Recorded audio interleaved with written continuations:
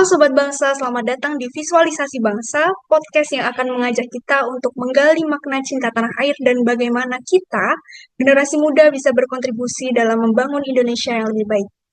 Hari ini kita akan ngobrol bareng teman-teman hebat yang punya banyak pengalaman dan pemikiran dalam mewujudkan cinta dan bangsa dan bangga berbangsa. Ada Kak Eri, Kak Koshi, Kak Adrian, dan Kak Dina. Boleh diperkenalan satu persatu dari Kak Eri dulu? Halo, Assalamualaikum warahmatullahi wabarakatuh. Perkenalkan, nama saya Eri Sosti. Saya asal dari Kota Sabang, dari Pendapat PPN Pengadilan Kabupaten Besar. Berarti Oke, selanjutnya Kak Koshi. Halo, Assalamualaikum warahmatullahi wabarakatuh. Perkenalkan, nama saya Talaf Fajari Kosi, biasa dipanggil Kosi. Saya asal dari Ngawi, Jawa Timur, sekarang penempatan di Pengadilan Agama Keva Menanum, NTT.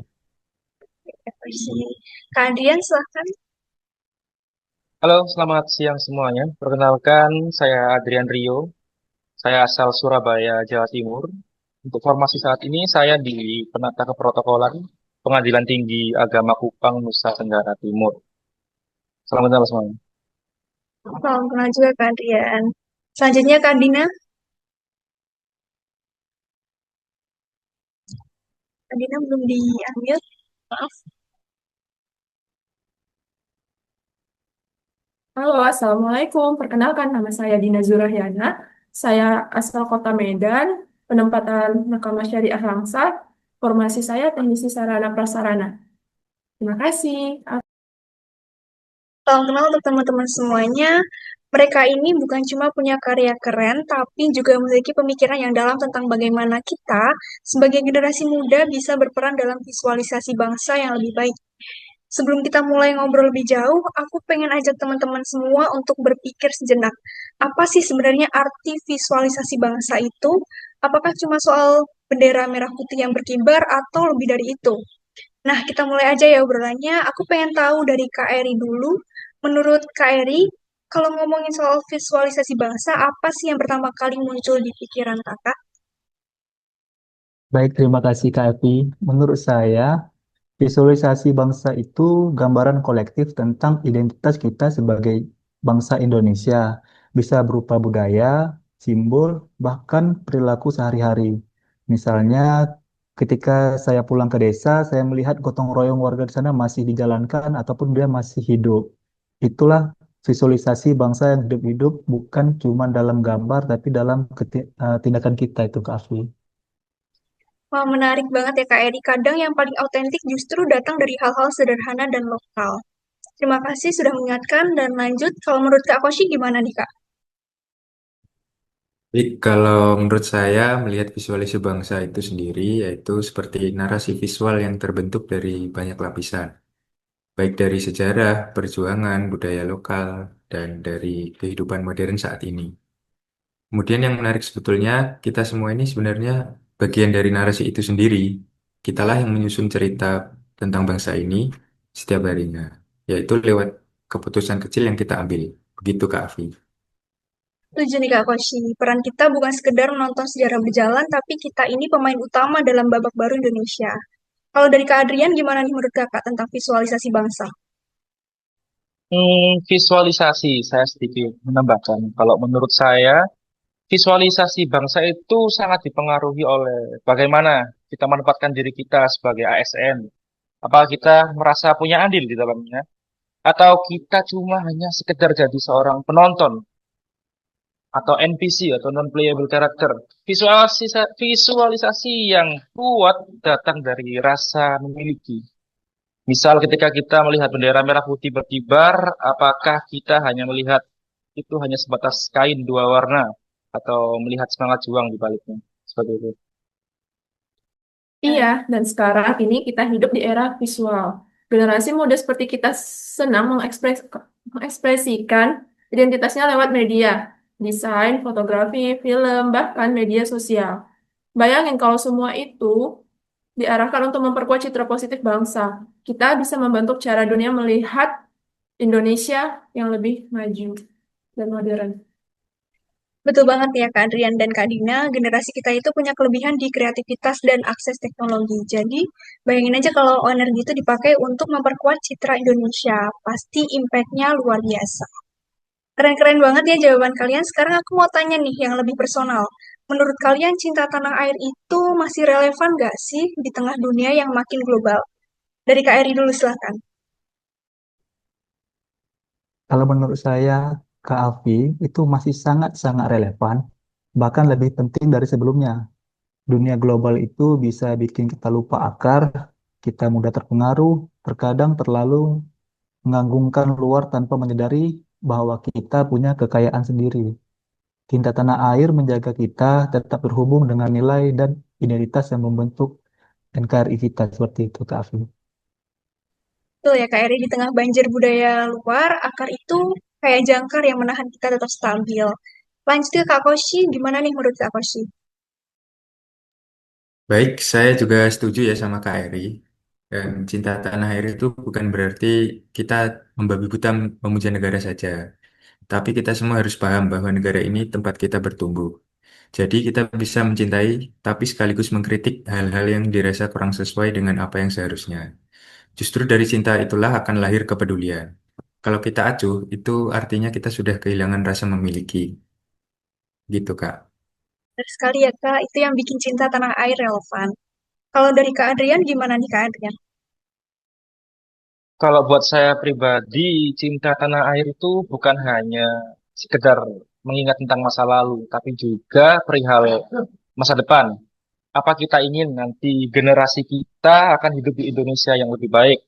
Kalau iya, cinta tanah air itu harus jadi sebuah motivasi untuk memperbaiki, bukan cuma hanya sekedar bernostalgia, seperti itu. Wah, insight yang dalam. Jadi bukan soal cuma sekarang, tapi soal warisan nilai. Apa yang kita bangun hari ini jadi fondasi untuk generasi selanjutnya. Kalau menurut Kak Dina sendiri, gimana nih Kak Dina? Benar. Dan jangan lupa guys, cinta tanah air juga terlihat dari pilihan sehari-hari seperti memilih produk UMKM, belajar bahasa daerah, menjaga toleransi. Hal-hal kecil ini sebenarnya punya dampak besar dalam membentuk karakter bangsa. Betul Kak Dina, jadi cinta tanah air nggak harus nunggu momen besar. Justru dari hal-hal sehari-hari kita bisa membentuk budaya yang cinta Indonesia.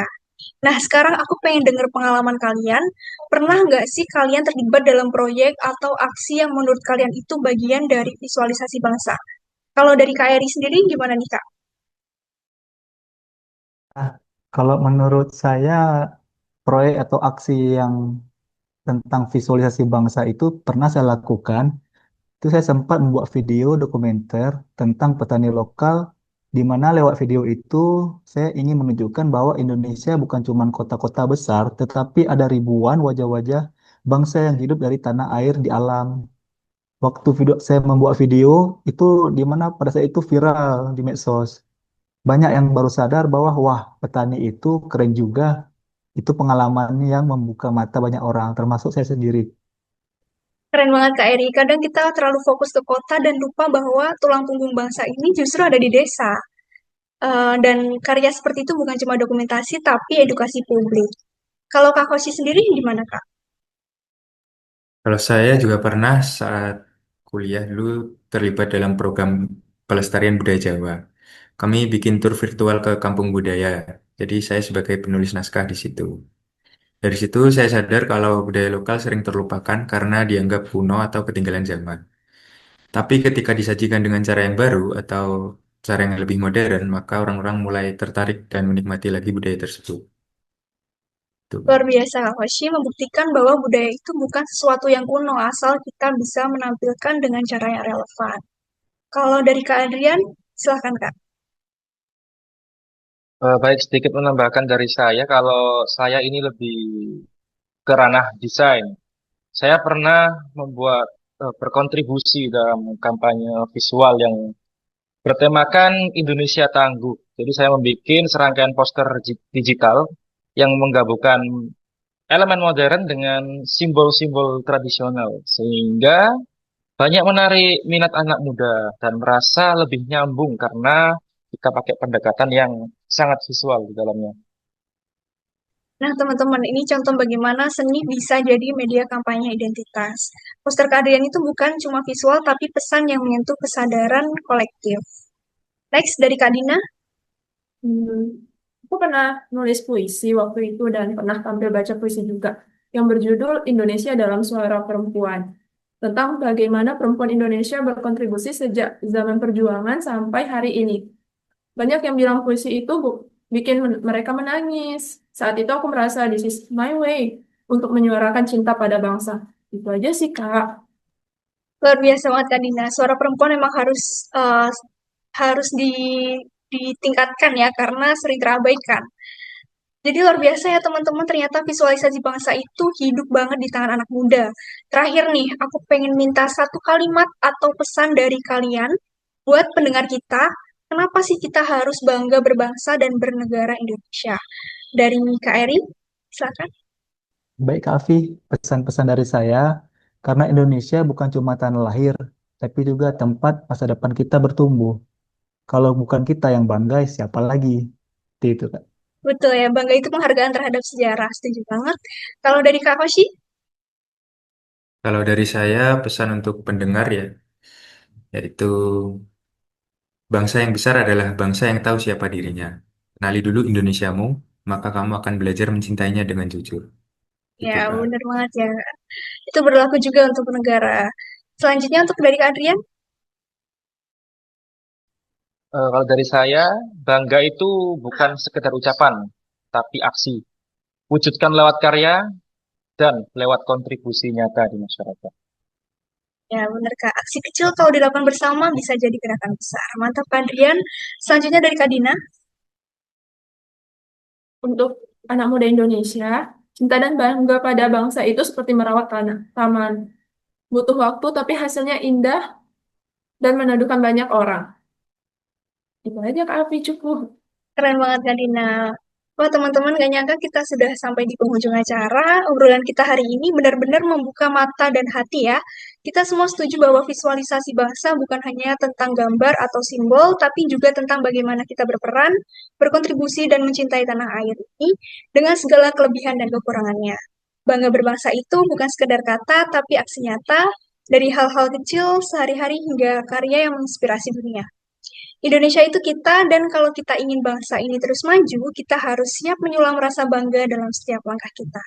So, ayo kita terus jaga semangat, jangan berhenti berbuat baik, dan jadilah bagian dari perubahan yang kita inginkan. Terima kasih. Selamat